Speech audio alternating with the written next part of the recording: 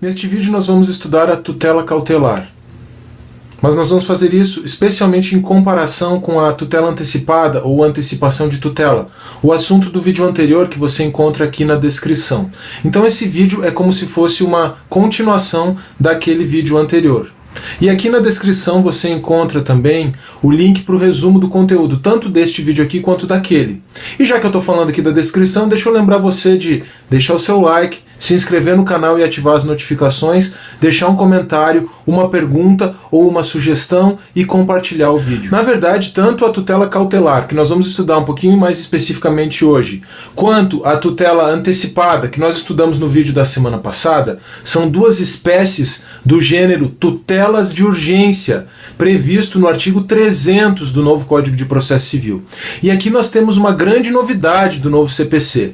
O novo Código unificou a disciplina das tutelas de urgência, unificou a disciplina da cautelar e da tutela antecipada. E com isso ele acabou com discussões intermináveis e praticamente sem resultado prático que existia antigamente. Então, primeiro eu preciso esclarecer que existe muito material, muita coisa escrita a respeito da diferença entre a tutela antecipada e a tutela cautelar, por conta dessa diferença histórica que há entre os dois institutos.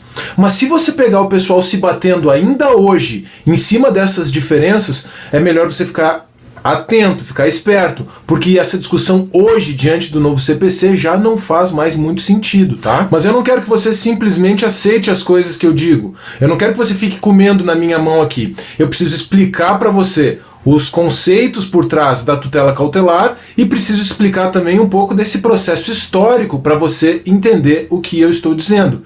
Então, até mesmo para a gente compreender de forma crítica essa discussão meio sem sentido que ainda pode estar por aí, a história precisa nos ajudar aqui. Historicamente, o processo civil era dividido em três processos diferentes: o processo de conhecimento, o processo de execução e o processo cautelar. Cada um deles dava origem a uma ação diferente, com todas as suas formalidades, com um número diferente, com autos separados e inclusive com a citação do réu. Você consegue perceber o excessivo formalismo que estava por trás disso? O formalismo é um problema para o processo civil. Mas além desse problema do formalismo, nós tínhamos aí, nessa situação, um outro problema, um outro inconveniente muito sério. E esse inconveniente é que não existia a antecipação de tutela, aquela que nós estudamos no vídeo da semana anterior, aquela satisfativa, a antecipação de tutela não existia no processo de conhecimento. Então, nesse contexto, a única tutela de urgência que existia era a tutela cautelar, e a tutela cautelar era objeto de um processo específico, o processo cautelar. Agora, o grande problema, a grande questão é que a tutela cautelar nunca foi concebida como uma tutela satisfativa. Isso porque a ideologia que está por trás dessa distinção toda, a ideologia que está por trás desses três tipos de processo, uma ideologia centrada lá, pensada a partir do Estado liberal, ela é uma ideologia que não admite a satisfação do direito antes do trânsito em julgado da sentença. Não admite a satisfação do direito antes de haver certeza sobre o direito. Por isso é que nós não podemos falar numa tutela provisória satisfativa, e por isso que a tutela cautelar não foi pensada historicamente como sendo satisfativa. Mas então, se não era possível satisfazer o direito, o que era possível? Era possível apenas garantir o direito antes do trânsito em julgado, ou, mais especificamente, garantir o resultado útil do processo. Vejam que essa expressão, garantia do resultado útil do processo, está no novo Código, no artigo 300 do novo Código, fazendo uma alusão exatamente à tutela cautelar. Mas o que significa isso? Significa apenas uma medida que garanta no futuro o resultado do processo, uma medida de garantia, uma medida de cuidado, uma medida acautelatória. Daí o nome, cautelar. Deixa eu dar um exemplo bem simples para você entender isso um pouco melhor. Imagine que a propriedade de um determinado bem está sendo discutida num processo.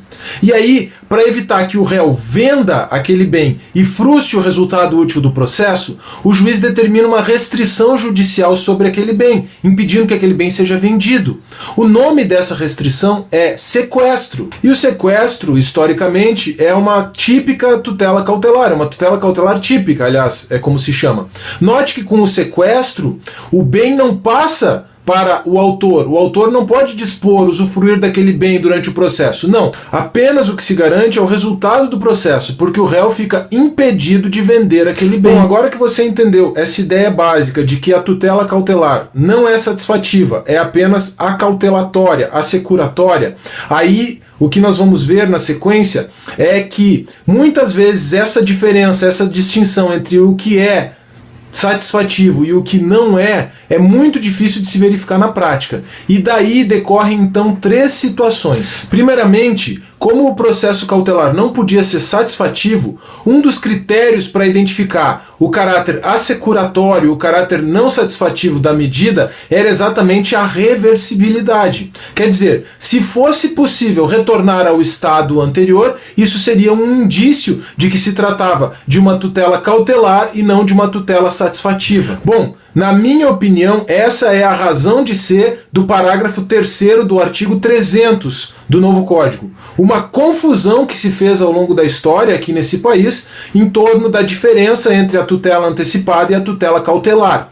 A reversibilidade deveria ser um requisito da tutela cautelar, mas ainda hoje o parágrafo 3º do artigo 300 trata a reversibilidade como um requisito da tutela antecipada, como a gente viu na semana passada. Agora, na prática, a gente também já viu que o pessoal faz pouco caso desse parágrafo 3º aí. Eu só estou tentando explicar para você qual é a origem dessa confusão. A segunda situação histórica é que, como não havia antecipação de tutela no procedimento comum, o pessoal usava o processo cautelar para obter medidas que eram manifestamente satisfativas, medidas que hoje claramente são medidas de antecipação de tutela. E aí é que você entende toda a discussão histórica em torno da diferença entre os institutos. Por quê? Porque se o pessoal estava usando tutela cautelar para obter tutela satisfativa, em princípio não podia fazer isso. Bom, mas uma coisa é você entender a razão de ser histórica da discussão. Outra coisa é você ainda ficar se batendo em torno dessa discussão. Agora, por favor, perceba uma coisa. Em 1994, o Código de Processo Civil revogado foi alterado e passou a admitir a antecipação de tutela no procedimento comum. Então, a partir desse momento, o uso anômalo da cautelar, o uso da cautelar com o fim de obter tutela satisfativa já não fazia mais qualquer sentido. E por fim, a terceira situação é que a previsão do artigo 300, tratando hoje a tutela antecipada de forma conjunta com a tutela cautelar, nem é tanta novidade assim. Veja, por favor, o parágrafo 7º do artigo 273 do Código de Processo Civil revogado.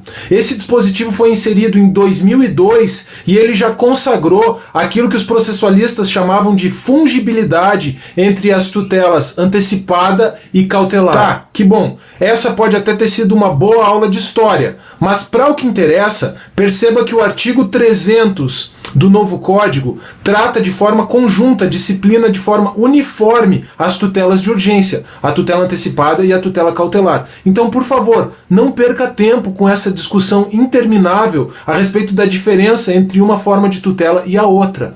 Na verdade, o meu objetivo aqui com esse canal, se você não percebeu ainda, é implodir a sua cabeça. Bom, é claro que tem muita coisa para estudar sobre esse assunto, mas se você entende esse básico, tudo fica muito mais fácil. Vamos fazer isso aos pouquinhos, vamos estudando aos pouquinhos então o que interessa. E na semana que vem a gente continua aproveitando esse espaço para falar da diferença entre as tutelas de urgência e a tutela da evidência, que é também aí uma novidade do Código de Processo Civil de 2015. Se você aguentou até aqui, por favor, deixe o seu like, se inscreva no canal e ative as notificações, compartilhe o vídeo, deixe uma pergunta, deixe um comentário ou deixe uma sugestão. E até a próxima!